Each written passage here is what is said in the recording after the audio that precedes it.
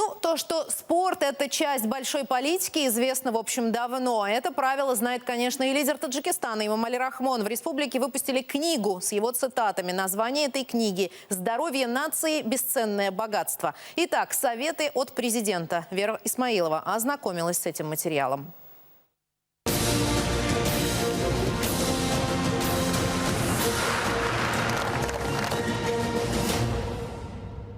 Сагдийская область, город Чкаловск. Президент открывает площадку для мини-футбола.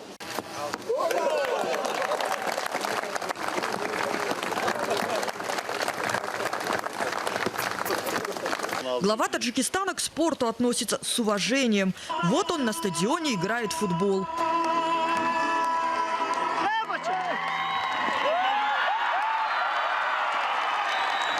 Вот он среди участников забега.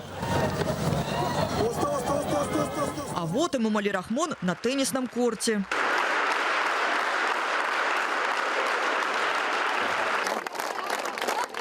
Президент республики Эмомали Рахмон не только занимается политикой, он также и занимается спортом, очень любит спорт, особенно такие виды, как футбол. Он на своем примере показывает, чтобы молодежь занималась спортом. Нарзулло Латипов тему изучил досконально. За спортивными достижениями президента он наблюдает много лет. Результат – вот эта книга.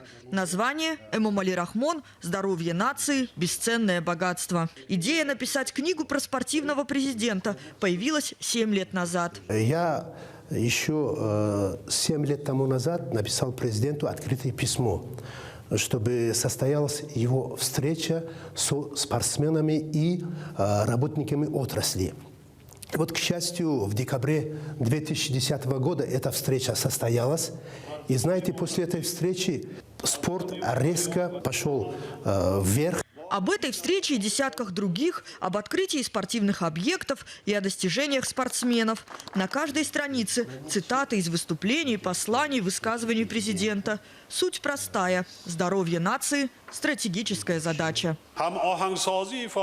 Насколько народ будет охвачен физической культурой, настолько и улучшится его здоровье. Появится больше возможностей для развития различных сфер национальной экономики, что, в свою очередь, укрепит стабильность и безопасность государства и общества. На этом стенде наши спортсмены, которые завоевывали в разные годы, начиная с 1972 года вот по 2012 год олимпийские медали. То есть первая медаль – это Юрий Лобанов, последняя медаль – это Мавзуна Чуриева. О Мавзуне Чуриевой в книге написано отдельно. Вот она, спортсменка, молодая мама и общественный деятель. Ее день расписан буквально по минутам. Неизменен один пункт – утренние и вечерние тренировки. После тренировки домой и сразу на кухню. В личной жизни, как и на ринге. Одна победа за другой. После Олимпийских игр вышла замуж. 2 года назад стала мамой. Теперь научилась совмещать все – семью, спорт и даже политику. На последних выборах ее избрали депутатом столичного маджлиса. Ни для кого не секрет, как наш президент уважает спорт. Он делает все возможное для его популяризации и развития. Мой долг – оправдать его доверие. Буду стремиться сама завоевывать призовые места и пропагандировать здоровый образ жизни среди молодежи. Спортсменам везде дорога, везде почет. Вот фотографии из книги. Президент награждает олимпийских чемпионов. На этом снимке орден славы Эмомали Рахмон вручает Дильшоду Назарову. Метатель молота уже завоевал первую и пока единственную путевку для Таджикистана на летние Олимпийские игры в Рио-де-Жанейро. В жестком рабочем графике чемпион выделил время для съемок. Сначала дома. Семейный обед – дело святое. Любит очень плов.